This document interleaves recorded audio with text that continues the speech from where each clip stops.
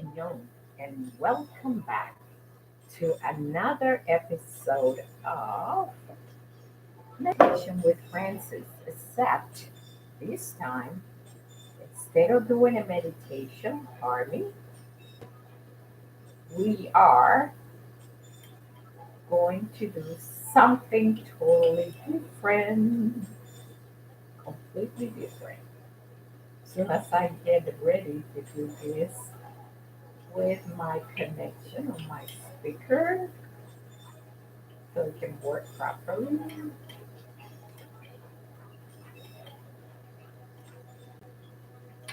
I'm continuing to try to see if it will work, perhaps. Okay, we're on meditation with Francis, but this won't be exactly a meditation where we would take a deep breath or concentrate on a thought or whatever process comes along. Rather, this will be an observation on you, the observer. Why you, the observer?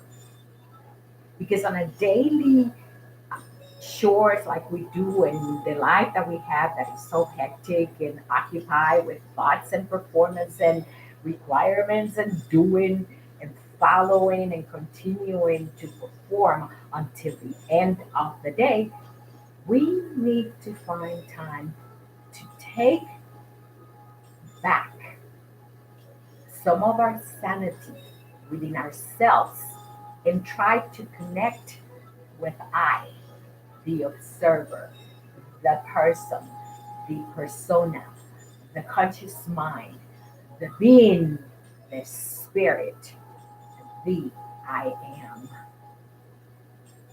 It is possible to get lost in the myth of a day that is so preoccupied and still come home with so much in your mind that even though when you go to sleep, you continue to do the same.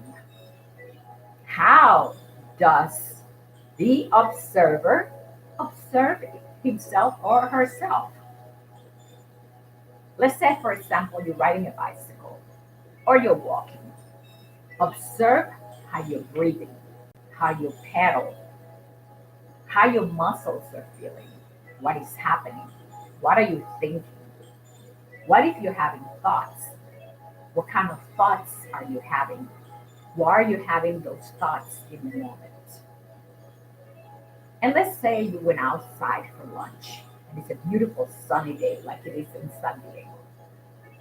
Enjoy the air, breathe, look around, look at the sun, observe the people that are walking around, but then observe yourself. What is it that you're looking at? How are you feeling? What kind of emotions are you feeling while you observe the sun, the environment, the trees, enjoy the air, the people? What is it that you are feeling, the observer? In order to be an observer, we have to connect with all the five senses: our vision, our taste, our hearing, our touch, our smell, and be able to communicate with ourselves. What is it that we are experiencing in the moment? And why? Why? Like I'm experiencing this moment with you while I'm looking at the background and these photos. And at the same time, I can observe myself speaking and expressing myself as I breathe and I listen to the music that is playing. You see, we have a tendency to connect to so many different realms in our presence, but we need to connect with ourselves. How am I breathing in this morning? Am I feeling calm? What's going through my mind? Am I just teaching or am I communicating with you, the audience, as I do all of the above? That is part of being an observer. And we do have the power of our mind to deviate from thoughts that we don't want to think about. Let's say you woke up this morning and you were worried about some project or something in your life that you have to accomplish, and it's still in your mind. the best thing to do will be to go outside, to enjoy the weather, to breathe, to take a moment with yourself, to recapacitate and let those worries go because eventually you will find a solution to whatever is it that you worry about. No doubt about it.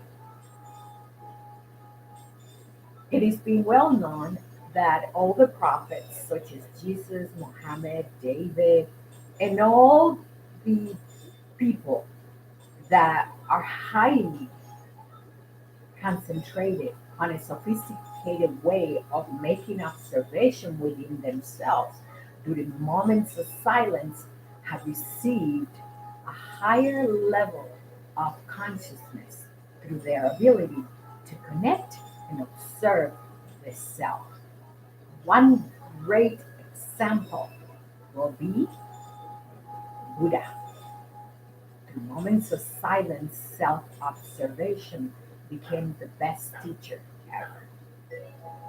And we are seeking, in a moment of observation with the self, to find the highest potential within ourselves as individuals who can perform, who can do, who can act, who can think, who can create, who can transform, who can teach, who can love, who can have compassion, and all this ability that we all have available, but sometimes we neglect it because we're so preoccupied with the outside world rather than ourselves.